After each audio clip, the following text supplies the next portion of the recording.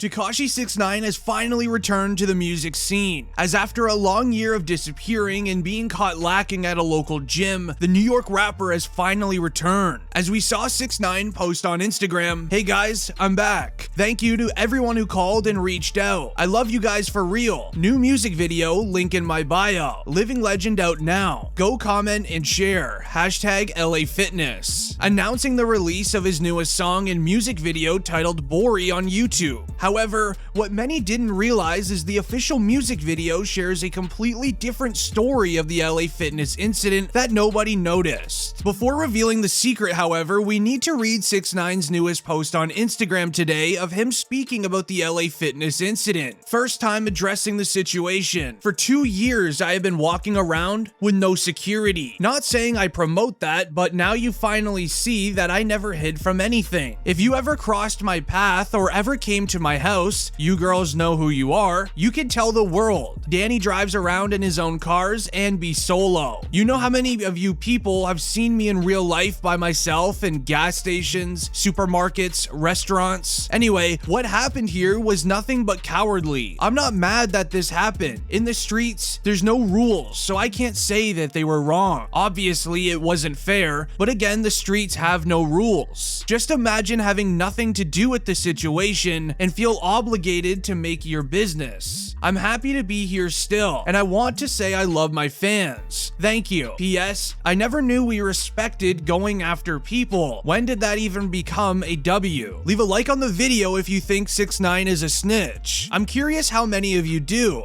Now this would then lead into the truth behind the Bori music video, where the music video details a story about the LA Fitness incident at the beginning. As at the start, it shows Tekashi 6ix9ine getting a lot of medical treatment from his injuries at the incident, which all happened on March 21st, as Tekashi 6ix9ine was caught lacking at a local LA Fitness by 3 men. During his time in South Florida, it was reported that 6ix9ine was working out at a local LA Fitness located down the street from his rental home. 6ix9ine's attorney, Lance Lazaro, told TMZ that the rapper was inside of the sauna on Tuesday at LA Fitness when all of a sudden he was approached by a group of men without any sort of warning. Lance says Tekashi 6ix9ine then tried to defend himself from the men, but there was just too many of them, giving his client the business inside of the bathroom, not even allowing him at a fair one-on-one. 6ix9ine did not have his security with him at the time of the incident. However, gym staff heard the commotion and they immediately notified the manager, who was quickly to arrive the scene to try to get them to stop, but he was actually stopped at the front of the bathroom by another one of their men. This is when police and EMS were then called to the scene and he was transported to a local hospital by an ambulance. Before the incident went down, new footage revealed the man sitting in front of the LA Fitness. Here you could see him at the front window, looking through the window, waiting for his buddy to arrive in the parking lot. Once he sees his friend, he then goes over to the front door to allow him inside. He then allows his buddy, who is the main suspect in the situation. While walking towards the bathroom where 6ix9ine was located, the desk manager asks, "Hey, who is this guy?" To which the LA Fitness member tells the manager that his friend just needs to use the bathroom, a quick in and out, and he'll be on his way. To which the desk manager says, "Okay, that's fine." And this is how the men would then approach Tekashi 6ix9ine and catch him lacking. Now, luckily, with the help of his new music video Bori, we would then see academics share, "The men who went after 6ix9ine for 25 minutes straight have been arrested by authorities. Tekashi 6ix9ine should be sleeping a little easier tonight because the cops say they have the 3 men who went after him in custody." A rep for the Palm Beach Sheriff Office tells TMZ. Detectives rounded up Raphael Jr., Octavius, as well as Anthony in jail for the LA Fitness incident versus the New York rapper. The suspects were being booked Thursday evening and processed into the county jail. Now, it's been noted by academics that all 6ix9ine wants to do is live a normal life. Now, this ties into perfectly what he shares in the second half of the Bori music video. In the second half, half of the Bori music video, the New York rapper is then seen handing out thousands and thousands of dollars to men and women in Cuba. It's also important to note that 6ix9ine, he just looks so happy in this music video, and this relates to the moment that he shared with a Nelk podcast member an hour after the LA Fitness incident. Now on the Nelk podcast, a member of the cast texted Tekashi 6ix9ine moments after the LA Fitness incident. I can't say the Nelk member's name due to him now being banned off YouTube, but he is best friends with 6ix9ine, so let's just call him Bradley Sr. Bradley Sr. went on to text 6ix9ine an hour after the incident, "I'm so sick that you got jumped," where 6ix9ine replied, "I haven't felt this alive in a very long time." Bradley Sr., "I love how it happened while at the gym," with 6ix9ine replying, "Dedication, hashtag gym is life." Now 6ix9ine seems very unbothered from this situation, although rappers in the music industry thought differently, as the LA Fitness incident would obviously get a lot of rappers' attention, which is probably why he finally released a new song. Although we saw reactions from rappers like Wack 100, who stated, "They did him like this for snitching, then turned around and snitched on themselves. Clout is the new goal. 6ix9ine, I wish you a speedy recovery," to then posting on his story, "It's unfortunate what happened to 6ix9ine. He's a good guy. Life is full of lessons. This isn't about his so-called street situation. This is about decision making on both sides. The ones who filmed and posted themselves will remember this day for many years to come, and 6ix9ine will now know he has to move accordingly. I wish him a speedy recovery." Now this would then lead to fellow New York rapper 22G's, who shared, "Did y'all see what happened to Rainbow Emoji?" Obviously being directed towards Tekashi for his rainbowed hair. These two have had an ongoing beef for around 6 years, as they're both from different blocks inside of New York City, and while 6ix9ine was on the come up, 22G's would try dissing him all the time just for a little bit of clout. Now this would then make another rapper that 6ix9ine's had countless beefs with named Lil Reese react, where he posted, "6ix9ine down. We're praying for you. Hit us up when you see this," which would then lead to Boosie sharing on Twitter, "Snitches get stitches. Let's go start a GoFundMe for this guy," directing a GoFundMe for the man who caught 6ix9ine lacking. As Tekashi 6ix9ine even reacted himself, this is the most he has felt alive in quite some time, and the reason that he disappeared for over a year has now been revealed because of it. And it all started when 6ix9ine had a rap beef with 42 Dugg. Now this beef would actually be the reason why 42 Dugg is currently inside of prison. Now around the time of 6ix9ine's last song, Jenny, rapper 42 Dugg called out 6ix9ine. This led to 42 Dugg being arrested. Now the famous rap lawyer would post this on Instagram.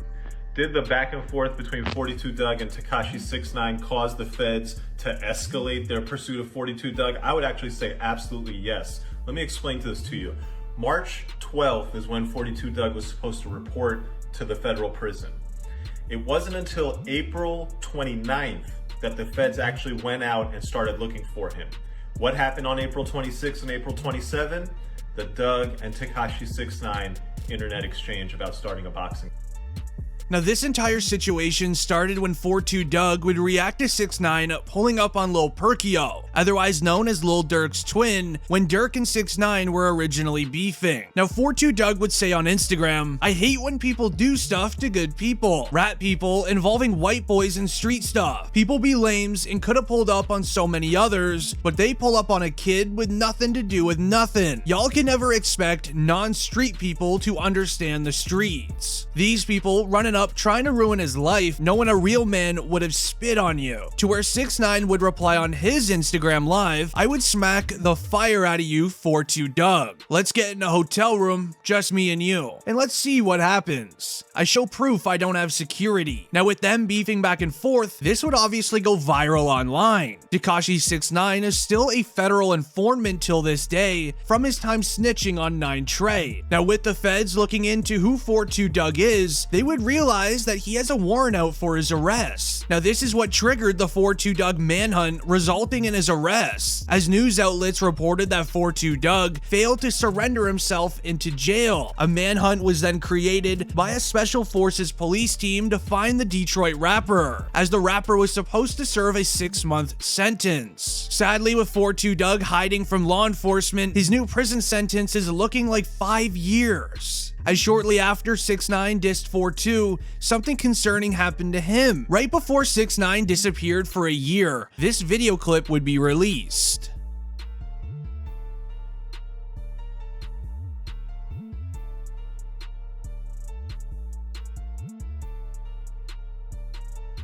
Now, after this video went around online, a very concerning photo of 6ix9ine was then brought up. In this photo you see here, 6ix9ine is getting a cast put onto his arm, almost as if he got caught lacking once again for doing what he did to 4-2 Doug. And this made many people think, well, didn't 6ix9ine do this exact same thing to 600 Breezy? And the truth is, he actually did. During an IG live 6ix9ine was having, he was dissing all rappers that passed in Chicago. 600 Breezy would then hop into his IG live, and he told 6ix9ine repeatedly that he would be dealt with and that it's on site. As a few months would then pass, and 600 Breezy was very silent, until randomly Breezy hops back on IG live sharing this message. Iowa Department of Corrections, right? When they say violation, February 22nd, 21, right? What did they do that say, bro? It say I 6ix9ine, right? You feel me? You see they try how much time they try to give me, right? You gonna go to jail. I just went to jail for saying something. Come on, bro. This real. Like, come on. I can't make this up. I can't print. Now, Breezy's camera didn't fully focus on the paperwork, but it states, posted videos saying he was gonna go after rapper 6ix9ine and had a firearm posted on all social medias with an extended, which then would result in 600 Breezy getting arrested. Just like 4-2 Doug, just like the suspects in the LA Fitness incident, 6ix9ine needs to be avoided if you're a street member.